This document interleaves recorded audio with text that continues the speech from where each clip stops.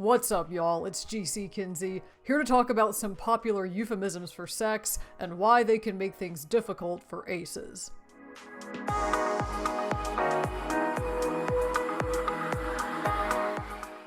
It seems like everyone wants to talk about having sex without actually saying the words having sex. Boinking, boning, banging, shagging, bumping uglies, knocking boots, going to Pound Town, doing the horizontal tango are just a few of the euphemisms people have come up with for partnered sexual activity, and there's a whole other set of terms like this for solo stuff. These phrases have grown out of a strange social dichotomy where, on the one hand, there's a culture of obsession with sex, where sex is enticing, sex is important, sex sells. And on the other, there's a culture of shame around sex, where sex is taboo, sex is embarrassing, sex is inappropriate. The result of that is that when people talk about sex, they're both pushing the envelope and towing the line, constantly. And so, out of necessity, a ton of euphemisms and innuendos, indirect ways of talking about sex, are born. These phrases allow people to skirt censorship laws, avoid awkwardness in social interactions, and show how clever they are. And they've been part of many human languages and cultures since time immemorial. Seriously, go look up some historical examples, you'll be both amused and entertained. But there's a downside to them too, which is that some of the most popular euphemisms around sex can cause frustration, confusion, and even alienation for asexual people. And you might be thinking, why? What do these phrases even have to do with aces? They're not about them, so can't they just not use them? And for the vast majority of sexual euphemisms, you're absolutely right. Aces can just ignore them and not rain on anyone else's parade for saying them. But there are a few specific euphemisms that are not great for aces because they perpetuate allo and amatonormativity, conflate sex with romance, or even dismiss concerns about consent. And those are the ones I want to talk about in this video.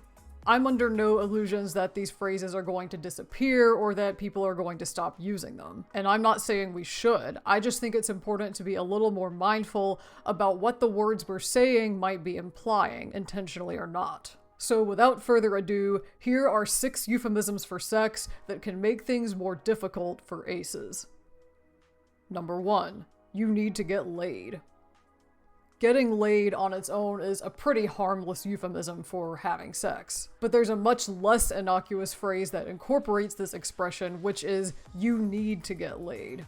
This is often said to people who are perceived as uptight, anxious, overly stressed, in a bad mood. And the implication is that having sex will fix all your problems and make you a nicer and more pleasant person to be around. Most of the pushback I see against this phrase is related to misogyny and ageism, because it's frequently aimed at older women, which is awful and extremely messed up. But I don't think many people consider the implications it has for aces as well. Aces are often told that we're broken and sex will fix us. Some of us are subjected to corrective rape in an attempt to do just that. Aces are at an especially high risk for conversion therapy, also in an attempt to fix us. 10% of aces have been offered or undergone conversion therapy according to Stonewall UK. In light of that, the thought of telling someone they need to get laid is pretty gross, especially if you don't know anything about their orientation or what kinds of trauma they may have suffered because of it. Furthermore, as any ace can tell you, sex is not a need. It might be a very powerful want for some people, but no one is going to die without sex the way they would without food or water. And saying you need to get laid perpetuates the harmful myth that sex is a human need, and sexual attraction is a human imperative, and aces are somehow less human for not feeling it. I think it's perfectly fine to apply this phrase to yourself. Let's say you're having a really stressful week, and you say to yourself, you know what would help me feel better? I need to get laid. Cool, no harm done. But before you say it to someone else, keep in mind the very real harm it could cause them. Number 2. Marital duties. This one absolutely makes my skin crawl for many reasons. First and foremost, it's entangled in a lot of consent issues. If you think about the long history of people being arranged or even forced into marriages they didn't want, and then being told that having sex with their spouse and producing an heir was their duty, ugh.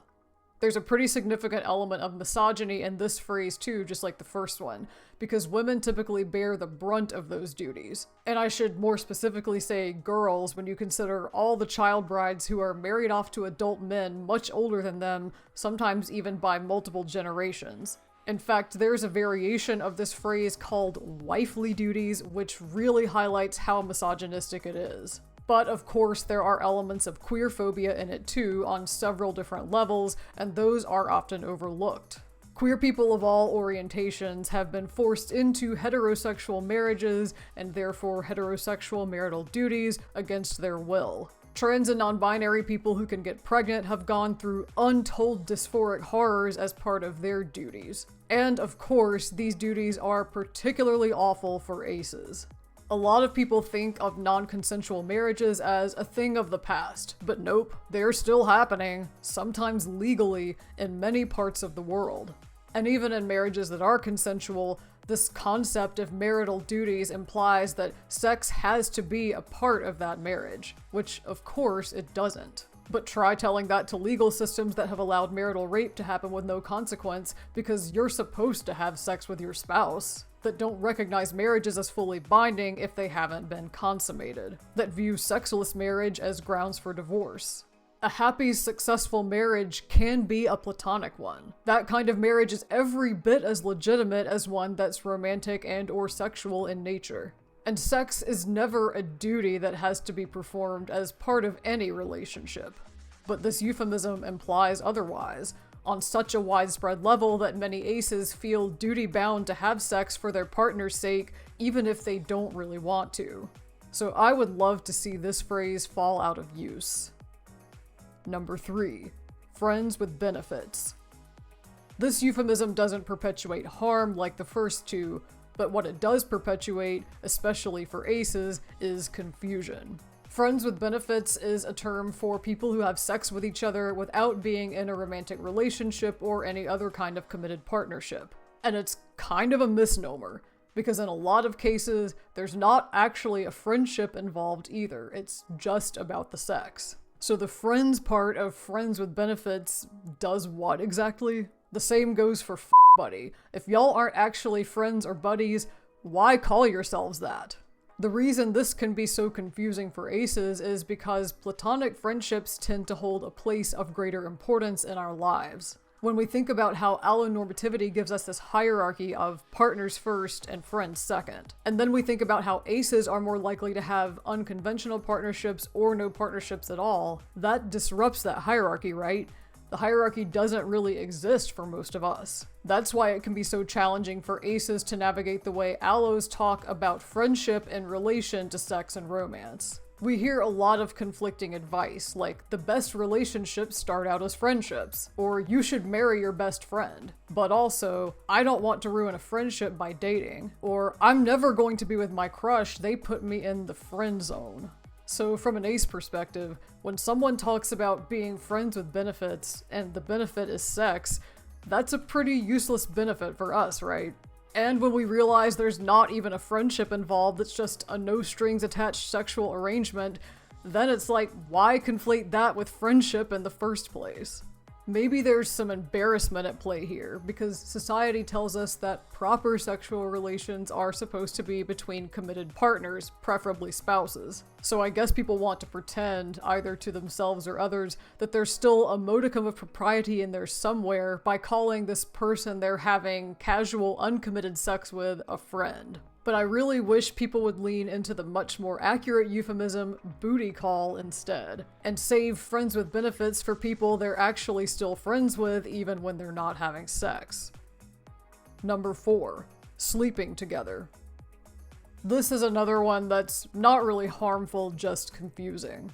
Sleeping together or spending the night together, and similar expressions such as come up for a drink or the more recently coined Netflix and chill are all euphemisms that use innocent sounding activities as a stand-in for what's really going on. But of course, where my ace brain always goes is, well, what if you wanted to just sleep together? Or actually watch Netflix and chill? How do you navigate situations where someone is likely to take your invitation to literally just come over to your house and hang out, as an invitation for a whole lot more? Or how do you know what their intentions are when they invite you to do the same thing? This usually isn't an issue when it's a situation between platonic friends. But if, let's say, an asexual person starts dating an allosexual person, suddenly these phrases can turn into a minefield of wants and expectations, especially if you're still getting to know each other and you haven't had a chance for serious discussions around boundaries yet.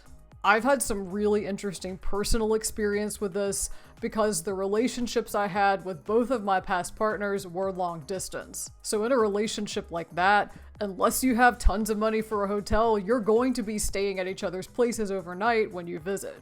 That means you have to tackle the question of, are we going to sleep together or are we going to sleep together head on? You have to be clear in your communication because those euphemisms just don't cut it. And you have to trust each other. Sleeping together, in the literal sense, as in sharing a bed and cuddling, was something I actually really enjoyed doing with both of my past partners. But it would have been an utter nightmare if I hadn't trusted them. Because a lot of people do have this expectation that if you share a bed with your partner, sex is automatically going to happen. You know, spooning leads to forking or whatever. So it would have been pretty scary to sleep with someone I didn't trust to keep it at just sleeping, especially with me being ace but not yet knowing it at the time. Something else I learned from those relationships is what kinds of assumptions other people will project onto you if they know you and your partner are spending the night at each other's places, and especially if you're sharing the bed. My last partner's roommate used to do a lot of wink wink nudge kind of joking around with us about the things he thought we were doing, even though none of it was actually true. But in that kind of situation, there's literally nothing you can do to convince other people that you and your partner are not having sex. And for aces in relationships, that can feel invalidating of our identities. I think the term sleeping together and other phrases like it are relatively harmless overall. But I do wish more people would, 1, be more clear about what they mean when they invite you over to do that, and 2, not assume that sex has to be involved. Number 5, making love. I've heard this phrase used 2 different ways. Some people just use it as a euphemism for sex, plain and simple, while others use it as a euphemism for a particular kind of sex. The kind that serves as an intense bonding experience between people who love each other, or as a physical demonstration of how much you love each other. But either way, what this phrase does is conflate sex with romantic love, which is very much akin to how people conflate sexual attraction with romantic attraction. And it implies that sex is an important part of romantic love, that your love for your partner can't be complete without it. Which, of course, is a highly detrimental point of view for aces. When sex is viewed as a necessity in a healthy, loving relationship, that contributes to why aces are considered incapable of giving or receiving love. And as such, we are assumed to be selfish and cold, and perceived as bad partners or not relationship material. And that makes us broken or somehow less than human. I faced this misconception directly in my last relationship as it was ending, because something my partner said to me the last time we ever spoke to each other was, "Don't be so hesitant to love someone next time," in reference to me not having sex with him after 2 years together. And I just remember being so confused about what sex had to do with love in that situation. How me being uncomfortable doing certain physical things said anything about my emotions. As an aerospec person, it takes a long time before I can even be romantically attracted to someone, much less fall in love. But I had finally reached that point where I was in love with him and wanted him to be my life partner. So to hear that that wasn't enough, just because sex wasn't a part of it, was deeply hurtful.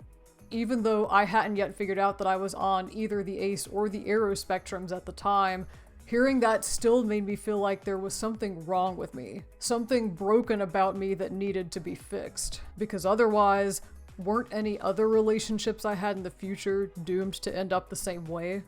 After all, every bit of relationship advice I read said the same thing my ex had, that sex was a vital part of love and no long-term relationship could survive without it. Knowing what I know now, that sex doesn't always have to go hand in hand with love, and it's certainly not required for you to be able to show your love, I want to see less conflation between sex and love and more discussions about how much variety there is in ways that we can have normal and healthy relationships. Only then do I think we can use a phrase like making love as a euphemism for sex without perpetuating harmful misconceptions about aces. Number 6. Intimacy. I saved this one for last because hearing people say intimacy when they mean having sex is one of my biggest pet peeves. And it happens all the time in all kinds of contexts, which is extremely unfortunate for aces because, as any of us could tell you, sex and intimacy are not interchangeable terms. Sex doesn't have to be intimate. Of course it can be, but it can also be the opposite. It can be impersonal. It can be transactional. It can be all about the physical sensation and not even remotely about the emotional connection. And that's all totally fine. There's no right or wrong way to go about sex as long as it's between consenting adults. I think the more important point here for aces is that intimacy doesn't have to be sexual or even physical. And logically, most people are aware of this, right? They know you can have emotional intimacy with all kinds of people on all kinds of levels in all kinds of relationship dynamics, and it can be completely platonic. But if someone asked, hey, have you ever been intimate with so-and-so, and they've never had sex with that person, their answer would be no. Because even though they know different forms of intimacy exist, the one that's still paramount in their minds is sexual intimacy due to how often the word intimacy is used in place of the word sex. The most intimate moments I ever experienced with either of my past romantic partners were not sexual ones at all. And I've had more deeply intimate platonic friendships in terms of emotional vulnerability than I ever had with either of those partners because it's been 10 plus years since my last relationship ended and I've grown a lot as a person since then. So to dismiss all of that as not real intimacy because it wasn't sexual, or to say I haven't been intimate with the people I've been the most intimate with just because we've never had sex, seems really wrong and short-sighted to me. And I'm willing to bet I'm far from the only ace who feels that way. My approach when I hear this euphemism in the wild is to ask clarifying questions about what the person meant by saying it. For example, one time I saw a post going around with recommendations for queer TV shows, and next to the entry for Good Omens, there was a note that said, "There's no intimacy between the main characters, but this is still good queer representation." And I commented to ask, can you tell me what you mean when you say there's no intimacy? Because I watched Good Omens and I thought the main characters were extremely intimate with each other. And the person responded with, well, they never kiss or do anything else physical on screen. So that presented the opportunity for a little teaching moment, both for the original poster and anyone reading the comments, about what intimacy actually entails and how it's so much broader than just the physical. And that's what I'd like to see change about how we use this word. It would be so much better if we specified what kind of intimacy we're talking about, whether it's sexual, sensual, emotional, or anything else. That will help remind people that no one form of intimacy is more important or more real than another. So now that I've gone through these 6 phrases, I want to close with a little reminder that euphemisms for sex are not inherently bad, and I'm not arguing that we should stop using them altogether. As an asexual person, I just want to see more critical thinking about these euphemisms, more consideration about what they might be implying or what myths they might be perpetuating, and more intentionality in how we talk about sex going forward. And now is where I want to turn the conversation over to you. What are some of your favorite or least favorite euphemisms for sex? If you're ace, are there any euphemisms I didn't mention here that make things harder for you? Are there any that make things easier for you by keeping you from having to mention sex directly? And whether you're ace or not, what questions do you have about all this? Drop a comment below and let's get a discussion going. You can also reach out to me on other social media. I am GC Kinsey across all platforms. And while you're here, feel free to check out some of my other videos. I've got more vlogs like this one about my experiences as a queer person, along with cosplay music videos, makeup tutorials, pre- and post-testosterone voice recordings, and more right here on this channel. So make sure to like and subscribe so you don't miss anything new. And with that, thank you so much for watching. I really appreciate all of your support. I hope you learned a lot, and I will see you on the next one.